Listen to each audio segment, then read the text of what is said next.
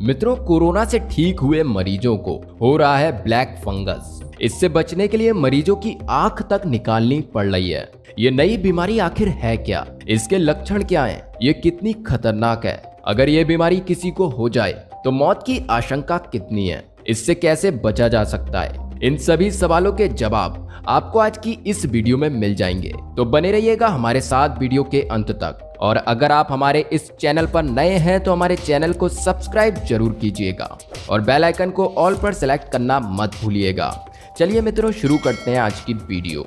मित्रों, ये कुछ कहानियां हैं देश में कोरोना से ठीक हो चुके उन मरीजों की जो एक नई बीमारी से जूझ रहे हैं। ये बीमारी इतनी खतरनाक है कि लोगों की जान बचाने के लिए उनके शरीर के अंग तक काटकर निकालने पड़ रहे हैं। आखिर क्या है ये ब्लैक फंगस? मित्रों, ये एक फंगल डिसीज है जो म्यूकोरमाइटिस नाम के फंगाइल से होता है। ये ज्यादातर उन लोगों को होता है जिन्हें पहले से कोई बीमारी हो, या वो ऐसी मेडिसिन ले जो बॉडी की इम्यूनिटी को कम करती हो या शरीर की दूसरी बीमारियों से लड़ने की ताकत कम करती हो। ये शरीर के किसी भी हिस्से में हो सकता है। ये बहुत गंभीर लेकिन एक रेयर इन्फेक्शन है। ये फंगस वातावरण में कहीं भी रह सकता है, खास तौर पर जमीन और सड़ने वाले ऑर्गेनिक मैटर्स में, जैसे पत्तियों, सड़ी लकड़ियों और कंपोस्ट खाद में ब्लैक फंगस पाया जाता है। चलिए मित्रों, अब बात करते हैं कि ये फंगस कितना खतरनाक है।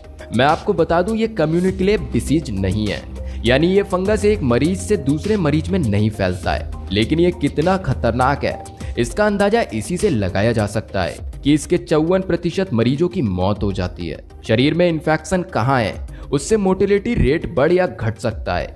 जैसे साइनस इन्फेक्शन में मोर्टेलिटी रेट 46% होता है, वहीं फेफड़ों में इन्फेक्शन होने पर मोर्टेलिटी रेट 76%, तो डिसमेंटेड इन्फेक्शन में मोर्टेलिटी रेट 96% तक हो सकता है। अमेरिकी agency centre for disease control and prevention की रिपोर्ट ये कहती है।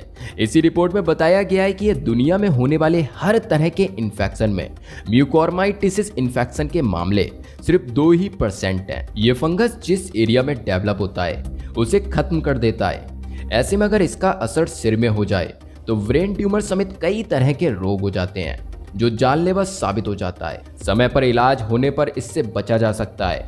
अगर ये दिमाग तक पहुंच जाता है तो मोर्टेलिटी रेट 80% होता है। कोरोना के कारण बहुत से लोग कमजोर हो चुके हैं, तो ऐसे में ये फंगल इन्फेक्शन भी बढ़ रहा है। मित्रों, 49 साल की मीना खंडेलवाल 10 अप्रैल को कोरोना पॉजिटिव हुई।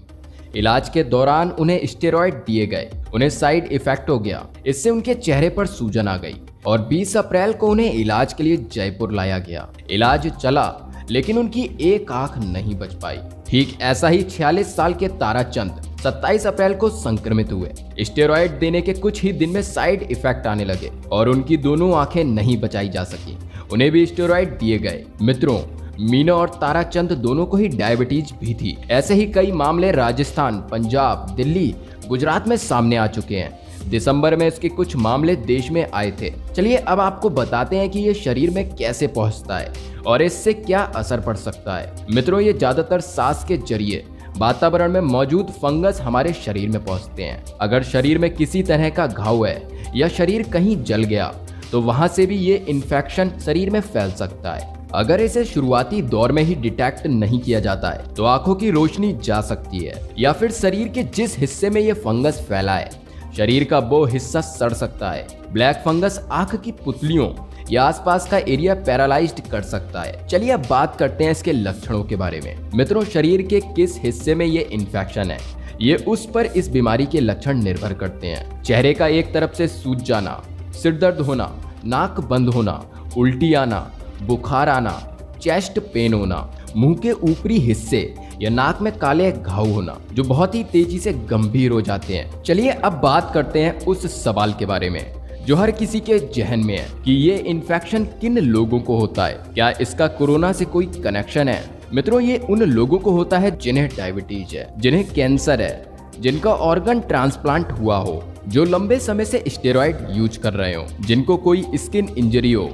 मित्रों, कोरोना जिन लोगों को हो रहा है उनका भी इम्यून सिस्टम कमजोर हो जाता है। अगर किसी हाई डायबिटीज मरीज को कोरोना हो जाता है तो उसका इम्यून सिस्टम और ज्यादा कमजोर हो जाता है। ऐसे लोगों में ब्लैक फंगस इन्फेक्शन फैलने की आशंका और ज्यादा हो जाती है। दूसरा, कोरोना मरीजों को स्टेरॉइड दिए जाते हैं, इससे मरीज की इम्यूनिटी कम हो जाती है, इससे भी उनमें ये इन्फेक्शन फैलने की आशंका ज्यादा हो जाती है। चलिए अब बात करते हैं कि आखिर इससे कैसे बचा जा सकता है। मित्रों, डॉक्टरों का कहना है कि कंस्ट्रक्शन साइट से दूर रहें, डस्ट वाले एरिया में ना जाएं, गार्डनिंग या खेती करते वक्त फुल स्लीव्स से ग्लव्स पहने, मास्क पहने, उन जगहों पर जाने से बचें जहां पानी की लीकेज हो, जहां ड्रेनेज का पानी इकट्ठा हो वहां ना जाएं। जिन लोगों को कोरोना हो चुका है उन्हें पॉजिटिव अप्रोच रखनी चाहिए। कोरोना ठीक होने के बाद भी रेगुलर हेल्थ चेकअप कराते रहना चाहिए। अगर फंगस से कोई भी लक्षण दिखे तो तत्काल डॉक्टर के पास जाना चाहिए। इससे ये फंगस शुरुआती दौर में ही पकड़ में आ जाएगा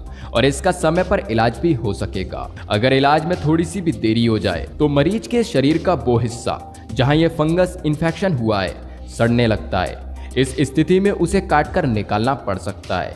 ऐसा नहीं करने पर मरीज की जान भी जा सकती है। मित्रों, अंत में सिर्फ हम आपसे यही कहेंगे, इन सब से आपको घबराने की बिल्कुल भी जरूरत नहीं है। बस अपने शरीर की प्रतिरोधक क्षमता यानी इम्यूनिटी पावर को बढ़ाए रखें। हो सके तो सुबह शाम योगा अवश्य करें। तो मित्रों, आज की वीडियो में बस इतना ही। आशा करता हूँ आज की वीडियो आपके लिए पसंद आई होगी। वीडियो को लाइक करना, कमेंट करना और अपने मित्रों के साथ शेयर करना ना भूलें। और साथ ही साथ ऐसी ही जानकारी से भरपूर वीडियोज के लिए चैनल को सब्सक्राइब जरूर कीजिएगा। चलिए मिलते हैं एक और नई वीडियो के साथ। जय हिंद, वंदे मातरम।